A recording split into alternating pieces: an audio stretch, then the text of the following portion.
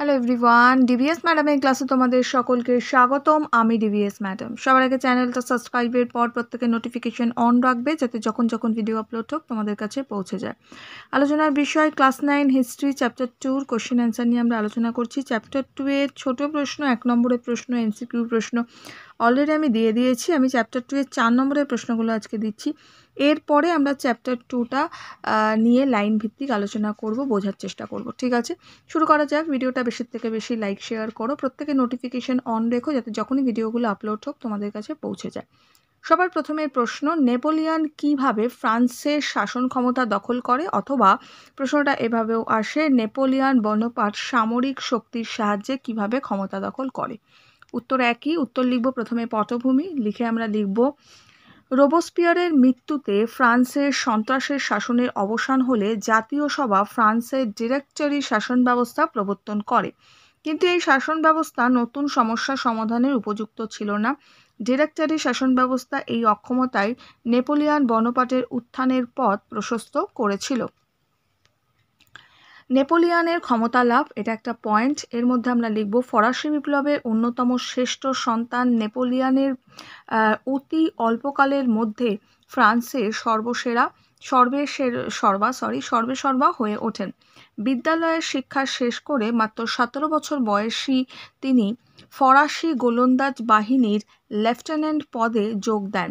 1793 খ্রিস্টাব্দে ইংরেজদের কাছ থেকে তুলো বন্দরের পুনরুদ্ধার এবং 1795 খ্রিস্টাব্দে উচ্ছৃঙ্খল জনতার হাত থেকে জাতীয় সভাকে রক্ষা তাকে অত্যন্ত জনপ্রিয় করে তোলে। তাছাড়া বিপ্লবের 10 বছরের মধ্যে ফ্রান্সের কখনোই সুস্থিরতা আসেনি।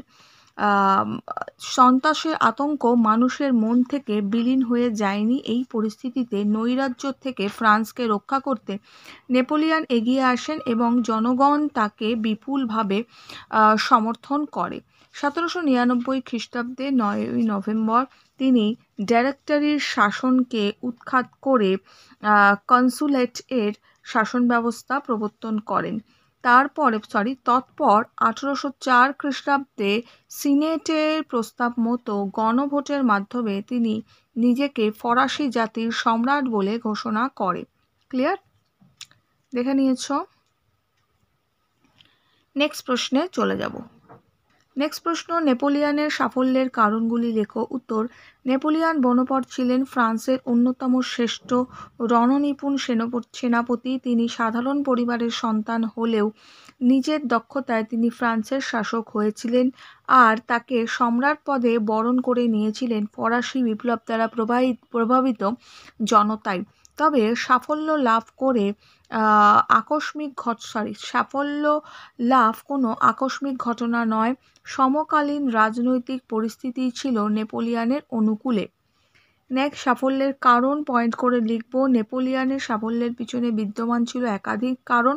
চারিত্রিক গুণাবলী পয়েন্ট করে লিখব। নেপোলিয়নের সাফল্যের একটি বড় কারণ ছিল তার ব্যক্তিগত প্রতিভা, দক্ষতা, উচ্চাকাঙ্ক্ষা, আত্মবিশ্বাস, সামরিক ও রাজনৈতিক কূটকৌশল ও সাংগঠনিক ক্ষমতা। তিনি ফরাসি জনগণের সমর্থন ও ভালোবাসা পেয়েছিলেন। নেক্সট পয়েন্ট, ডিরেক্টরি শাসনের বিফলতা পয়েন্টে লিখব। বিপ্লবোত্তর ফ্রান্সের ডিরেক্টরি শাসনকাল ছিল অদক্ষ, অসৎ এবং স্বার্থপর। আর এই চরম দুঃসময়ে নেপোলিয়নের আবির্ভাব ফরাসিদের মনে নতুন আশার সঞ্চার করে। ঐতিহাসিক রাইকারের ফ্রান্সের সেনাবাহিনীর সর্বাধিনায়ক নেপোলিয়নের মতে, আশা বিপ্লবকে জন্ম দেয় আর হতাশা নেপোলিয়নের উত্থানকে ত্বরান্বিত করে। নেক্সট লিখব, নেপোলিয়নের যুদ্ধজয় পয়েন্ট করে লিখব। ফ্রান্সের বিরুদ্ধে গড়ে ওঠা দ্বিতীয় শক্তিজোটকে তিনি ধ্বংস করেন, ফলে ফরাসিদের কাছে তিনি ছিলেন মুক্তির প্রতীক।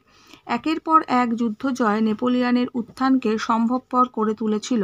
নেক্সট প্রশ্ন, কনসল থেকে নেপোলিয়ন কিভাবে ফরাসিদের সম্রাট হয়ে ওঠেন? অথবা ফ্রান্সে কিভাবে নেপোলিয়নের সাম্রাজ্য প্রতিষ্ঠা হয়? উত্তর লিখব, ফরাসিদের সম্রাট নেপোলিয়ন 1799 খ্রিস্টাব্দে প্রথম কনসাল হিসাবে 10 বছরের জন্য নিযুক্ত হয়েছিলেন। অ্যামিয়েন্সের সন্ধি এবং দ্বিতীয় শক্তিজোট ধ্বংস করে তিনি ফ্রান্সের জনপ্রিয় হয়ে ওঠেন। 1802 খ্রিস্টাব্দে তিনি রাজতন্ত্রীদের কঠোরভাবে দমন করেন এবং সারা জীবনের জন্য কনসাল হিসাবে যুক্ত হন।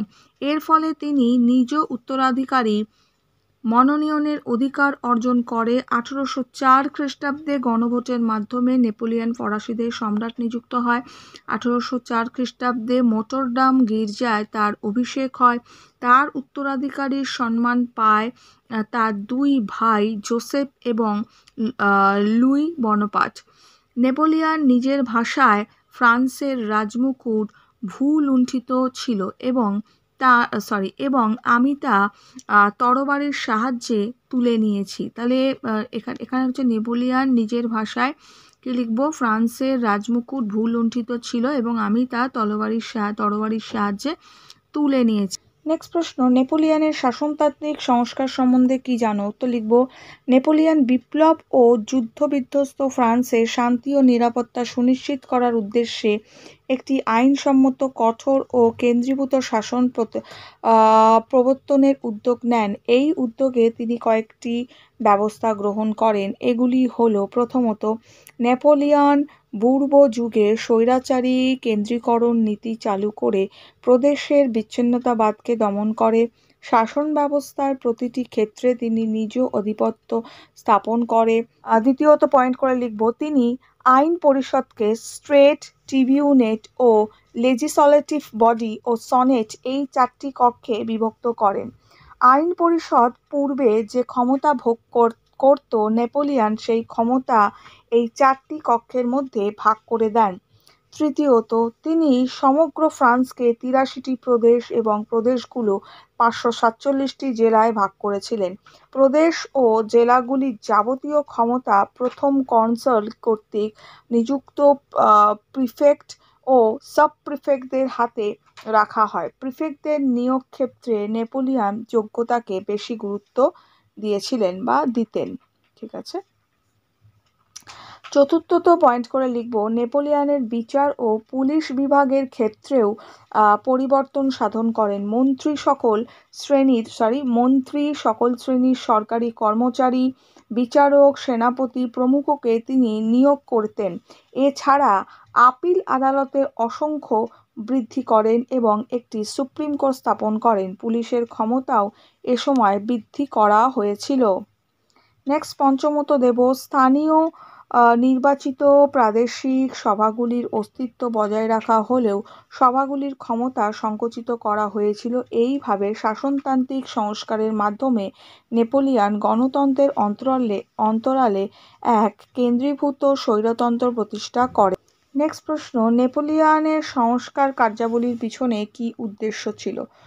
উত্তর লিখব, নেপোলিয়ন বনপট 1799 খ্রিস্টাব্দে ফ্রান্সের প্রথম কনসাল হয়ে ফ্রান্সের শাসনভার গ্রহণ করেন। তার রাজত্বকালে তিনি সুশাসক, সংস্কারক ও সংগঠক হিসাবে কৃতিত্বের স্বাক্ষর রেখে গিয়েছিলেন। নেপোলিয়নের অভ্যন্তরীণ সংস্কার প্রসঙ্গে ঐতিহাসিক ফিশার বলেছিলেন যে তার সংস্কারগুলো গ্রানাইট পাথরের শক্ত ভিত্তির ওপর স্থায়ীভাবে নির্মিত।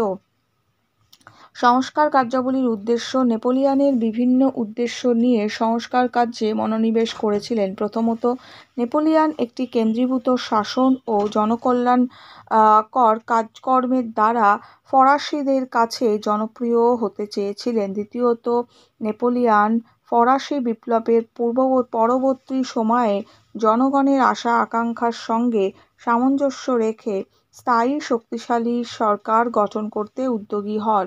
তৃতীয়ত, বিভিন্ন ক্ষেত্রে প্রয়োজনীয় সংস্কারের মাধ্যমে নেপোলিয়ন নিজের প্রভাব, প্রতিপত্তি ও খ্যাতি বৃদ্ধি করতে চেয়েছিলেন। নেক্সট চতুর্থত, নেপোলিয়ন ফরাসি বিপ্লবের সুফলগুলি যেমন আইনের চোখে সমানাধিকার, বিশেষ অধিকারের বিলোপ সাধন প্রভৃতিকে সংস্কারের মাধ্যমে রাজত্বকে স্থায়িত্ব দিতে চেয়েছিলেন। নেক্সট প্রশ্ন, নেপোলিয়নের অর্থনৈতিক সংস্কার সম্বন্ধে যা জানো লিখবন। নেপোলিয়নের সিংহাসন আরোহণের প্রাক্কালে ফ্রান্সের অর্থনৈতিক ব্যবস্থা একেবারেই ভেঙে পড়েছিল। তাই ক্ষমতা লাভ করে তিনি অর্থনৈতিক ব্যবস্থাকে শক্তিশালী করার উদ্যোগ নেন। অর্থ দপ্তরের মন্ত্রী নিযুক্ত হন গদিন। এখানটা আমরা লিখব নেপোলিয়নের অর্থনৈতিক সংস্কার বলে লিখব অর্থনৈতিক সংস্কার ব্যয় সংকোচনের নীতি। নেপোলিয়নের অর্থনৈতিক দিক থেকে ফ্রান্সকে শক্তিশালী করার জন্য প্রথমেই সরকারি দফতরগুলোকে কঠোরভাবে ব্যয় সংকোচনের নির্দেশ দেন। তিনি নিজে বাজেট পরীক্ষা করে বিভিন্ন খাতে ব্যয়ের হার স্থির করে দেন। কর আদায়ের গুরুত্ব এখানে লিখব তিনি নিয়মিতভাবে কর আদায়ের ব্যবস্থা করেন। জনসাধারণের উদ্দেশ্যে তিনি বলেন, সরকারকে কর প্রদান করা প্রতিটি নাগরিকের আবশ্যিক কর্তব্য। তিনি সমস্ত বাড়তি কর বাতিল করে কেবলমাত্র কয়েকটি কর নির্দিষ্ট করে দেন। প্রত্যক্ষ কর অপেক্ষায় পরোক্ষ কর আদায়কেই তিনি বিশেষ গুরুত্ব দেন এবং লবণ ও সুরার ওপর পরোক্ষ কর আরোপ করেন। নেক্সট হচ্ছে ব্যাংক অফ ফ্রান্স স্থাপন। এখানে লিখব আর্থিক পুনর্গঠনের উদ্দেশ্যে নেপোলিয়ন 1800 খ্রিস্টাব্দে ফ্রান্সে ব্যাংক অফ ফ্রান্স স্থাপন করেন। এই ব্যাংকের মাধ্যমে মুদ্রা ব্যবস্থার সংগঠন ও ব্যবসা বাণিজ্যের উন্নতি করা সম্ভব হয়। নেক্সট উন্নয়নমূলক কর্মসূচি এখানে লিখব ব্যবসা বাণিজ্যের উন্নতির জন্য তিনি চেম্বার অফ কমার্স ও স্টক এক্সচেঞ্জ স্থাপন, রাস্তাঘাট নির্মাণ ও বন্দরগুলি উন্নয়নের চেষ্টা করেন। নেক্সট হচ্ছে নেপোলিয়নের আর্থিক সংস্কারের ফলে কৃষি ও শিল্পের উন্নতি ঘটে, জিনিসপত্রের দাম কমে ও জনজীবনে স্বস্তি ফিরে আসে। তবে তার যুদ্ধনীতির ফলে শেষ পর্যন্ত ফ্রান্সের অর্থনৈতিক ব্যবস্থা ভেঙে পড়ে। ক্লিয়ার? প্রশ্নগুলো দিলাম, এগুলো ভালো করে পড়ো। দেখা হচ্ছে নেক্সট ভিডিওতে। আরও কিছু আমি 4 নম্বরের প্রশ্ন নিয়ে আলোচনা করব। ভিডিওটা লাইক শেয়ার করো। খুব ভালো থেকো।